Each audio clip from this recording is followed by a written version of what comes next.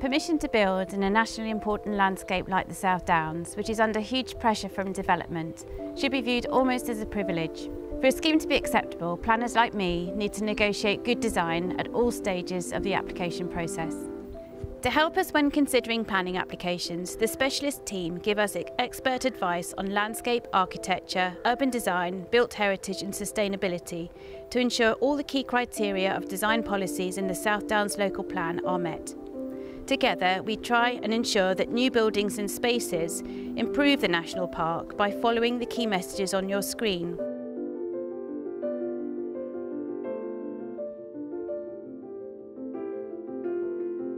And safeguard its special qualities for the future, so it stays a special place. You know you have good design when these qualities are not just protected, but improved. My specialist colleagues will now take you through some case studies which demonstrate how good design in the South Downs can be achieved. This previously developed site was once a World War II army camp, and then it became offices. It sits within a typically Wealden landscape of scattered settlements, rolling hills, historic routeways, all connected by narrow streams and dominated by woodlands. New development brings opportunities to restore degraded landscape elements that have been lost or undermined through previous development. These elements of landscape, when carefully designed, can deliver benefits for people and wildlife, restore landscape character and generate positive sense of place. This landscape strategy was inspired by what was here before any development took place.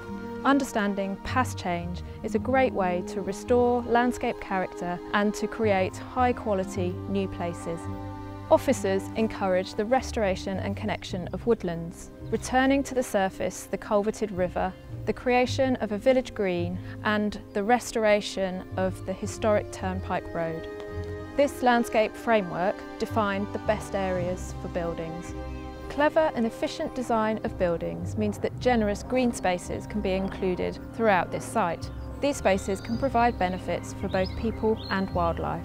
The most striking here is a 20-metre wide new woodland to provide connectivity for people and wildlife through the new development. This woodland will be planted with native species and managed traditionally by coppicing. This artist's impression shows how the natural enclosure and self-containment of the site and the very generous green spaces crisscrossing it make it suitable for quite dense development using modern architecture. Those new green links and the recreation of the river reflect back on the history of the site before any development. This plan shows how the streets and distinctive places fit around the green space network. The applicant was encouraged to research what the local traditional building materials were. The materials chosen largely include traditional materials, which makes the modern architecture sit more comfortably in the national park environment. The computer-generated image shows how traditional materials and gable shapes to roofs can be used in refreshingly modern ways to create attractive new housing for the 21st century. Simple shared surface streets used by cars and people are more appropriate in a rural location than suburban-type streets with pavements. The levels of the site are also used creatively to accommodate underground car parks and garages and positive outdoor spaces with several functions. Instead of emphasising conventional private gardens, this scheme has lots of shared green spaces and imaginative, intimate private spaces like roof terraces. The scheme is required by the authority's planning policy for developments this size to meet the highest sustainable standards, including zero carbon energy for all new buildings. This will be achieved through a combination of highly efficient building design, biomass heating and solar panels on roofs. This redundant depot building in Lewes Town Centre next to the railway station is in the conservation area and includes the fine 1935 post office depot building. The site had a planning application for a mixed residential, hotel and cinema development that was rejected because it was too big and tried to squeeze too much into the site.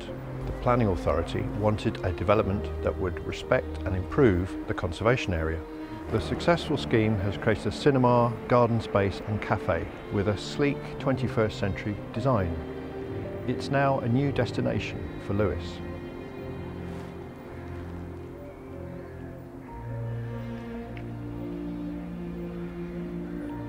This has also added to the nighttime economy for Lewes.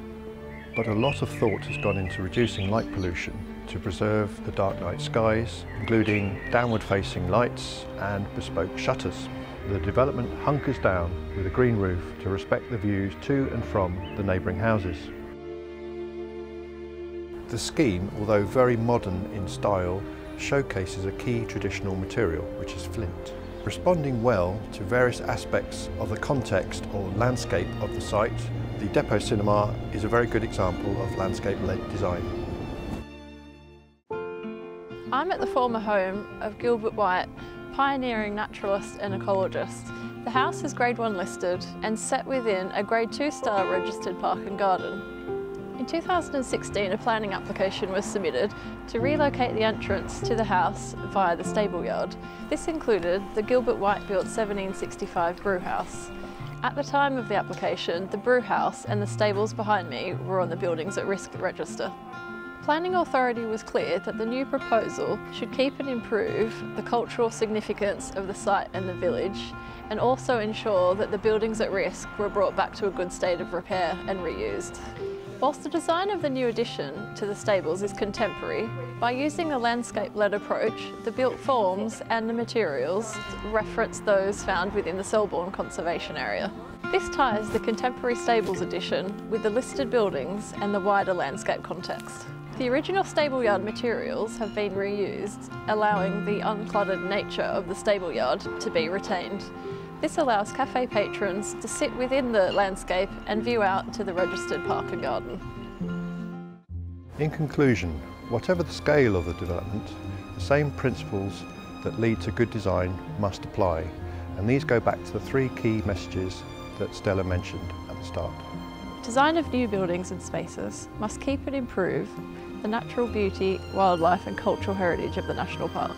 Good design should be strongly informed by the character of the site and its context. This can be done in a number of different ways, including using traditional or modern design styles, building techniques and materials. Thank you for listening to how the specialist team in the South Downs National Park work to achieve good design through the planning system.